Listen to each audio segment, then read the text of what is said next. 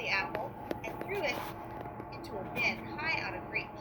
Suddenly, the machine stopped. George found a button and pushed. The machine started again. This time, all of the parts started working, including the moving belt. But when he looked up, he saw all of the Rankins' beautiful apples being chopped to bits. The chopped up apples dropped into a giant barrel, and a lid was lowered tightly on them. So here's the apples, then they're being chopped, and now they're in the big barrel. Too tightly! Liquid began to pour out of the barrel. What a mess! George had an idea. He ran up and put his mouth under the liquid. It tasted good. A lot like apples, but there was too much of it. Luckily, he saw some empty containers. What did he get with his foot? Some empty containers. George scrambled to put the containers on the moving belt fast enough to catch.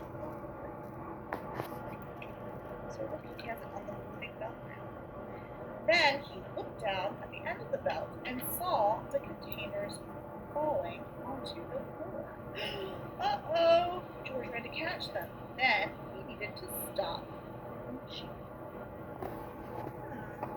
Do we remember how he started the machines?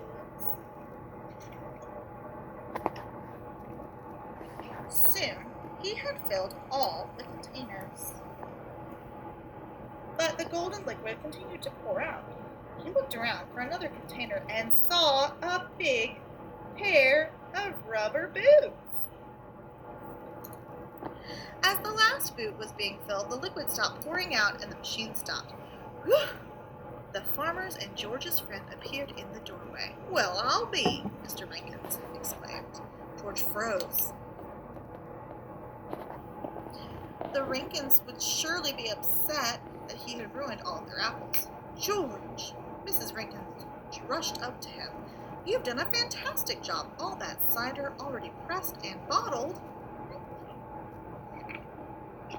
"This is some machine," said the man with the yellow hat.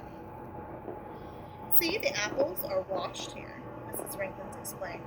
Then they're lifted up to the chopper because chopped apples give more juice. The juice is pressed out of the apples and then bottled.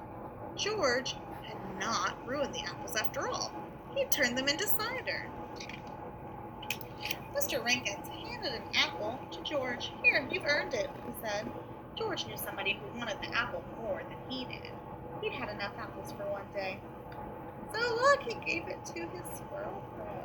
So nice. This is a special thinking assignment for us to do now that we've read the book.